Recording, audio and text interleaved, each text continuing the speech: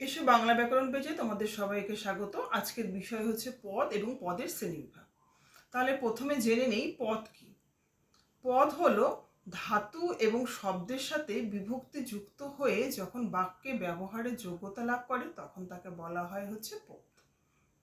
পদকে দুই ভাগে ভাগ করা যায়, একটা নামপদ এবং অপরটি হচ্ছে ক্রিয়াপদ। নামপদ কাকে বলা হয়? শব্দের সাথে শব্দ বিভক্তি যুক্ত হয়ে যে পদ গঠিত হয় তাকে বলা হয় নামপদ, এবং ধাতুর সাথে ধাতু বিভক্তি যুক্ত হয়ে যে পদ গঠিত হয় তাকে বলা হয় হচ্ছে ক্রিয়াপদ। তো নামপদকে আবার চার ভাগে ভাগ করা হয়: বিশেষ্য, বিশেষণ, সর্বনাম এবং অব্যয়। আর আজকের বিষয় হচ্ছে ক্রিয়াপদ এবং ক্রিয়াপদের শ্রেণীবিভাগ। তো ক্রিয়াপদ কাকে বলে? বাক্যে যে পদের দ্বারা কোনো কাজ করা, হওয়া, থাকা বোঝায় তাকে বলা হয় ক্রিয়াপদ। যেমন সুজন গান গায়, তাই এখানে হচ্ছে কি গায়টা হচ্ছে ক্রিয়াপদ, যেটা কাজ করা বোঝাচ্ছে। আর ক্রিয়াপদ গঠিত হয় কিভাবে? ধাতুর সাথে ধাতু বিভক্তি যুক্ত হয়ে ক্রিয়াপদ গঠিত হয়। তো এবার জেনে নিব ক্রিয়াপদের শ্রেণীবিভাগ, মানে ক্রিয়াপদকে কয় ভাগে ভাগ করা যায়। ক্রিয়াপদকে তিন ভাগে ভাগ করা যায়: একটা উৎপত্তি ও প্রকৃতি ও গঠন অনুসারে, 2 নম্বর অবস্থানগত দিক অর্থাৎ অর্থানুসারে, আর নম্বর হচ্ছে ক্রিয়ার অন্বয়গত দিক অনুসারে। তো ক্রিয়াপদের প্রত্যেকটি ভাগ যদি একটি ভিডিওতে করি তাহলে ভিডিওটি অনেক বড় হয়ে যাবে। তো আজকের ভিডিওতে থাকবে যে অবস্থানগত দিক বা অর্থানুসারে ক্রিয়াপদের শ্রেণীবিভাগ ও ক্রিয়ার অন্বয়গত শ্রেণীবিভাগ দুটো। আর উৎপত্তি ও প্রকৃতি অনুসারে সেটা হচ্ছে পরবর্তী ভিডিওতে জানবে। এবার জানবো বাক্যের অর্থানুসারে শ্রেণীবিভাগ, ক্রিয়াপদের অর্থানুসারে শ্রেণীবিভাগ। ক্রিয়াপদকে অর্থানুসারে দুই ভাগে ভাগ করা যায়: একটা সমাপিকা ক্রিয়া এবং হচ্ছে অসমাপিকা ক্রিয়া।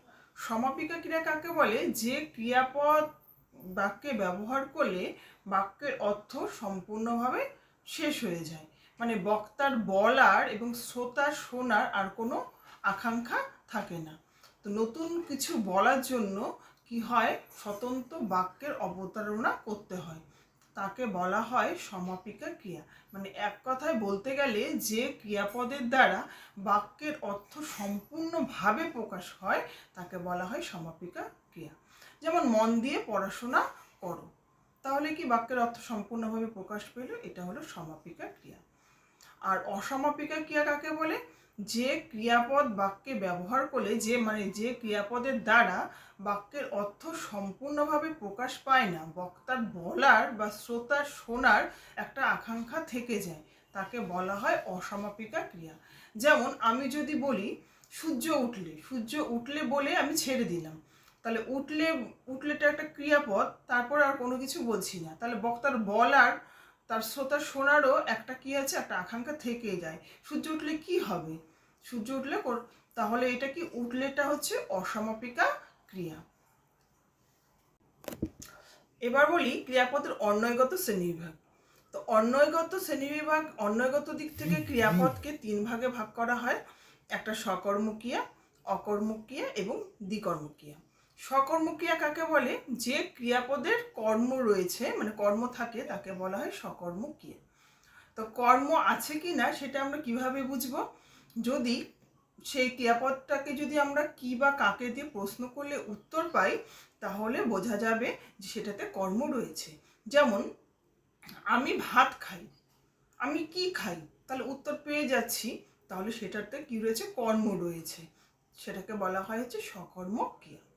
আর অকর্মক্রিয়া কাকে বলে? যে ক্রিয়াপদের কোনো কর্ম থাকে না। আগের উদাহরণটাতে আমি যেমন বলেছি যে আমি ভাত খাই না বলে যদি আমি বলি যে আমি খাই, তো কি দিয়ে প্রশ্ন করি যে কি খাই, এখানে কিন্তু কোনো উত্তর পেলাম না। তাহলে আমি খাই এই ক্রিয়াপদে কি নেই? কর্ম কিন্তু নেই, তাহলে এটা হচ্ছে অকর্মক্রিয়া। আর দ্বিকর্মক্রিয়া কাকে বলে? যে ক্রিয়াপদে দুটি কর্ম রয়েছে, দুটি কর্ম থাকে, তাকে বলা হয় হচ্ছে দ্বিকর্মক্রিয়া। দুটি কর্ম কি বা কাকে দিয়ে প্রশ্ন করলে যদি দুটিরই উত্তর পায় তাহলে সেটাতে হচ্ছে কি দ্বিকর্মক্রিয়া।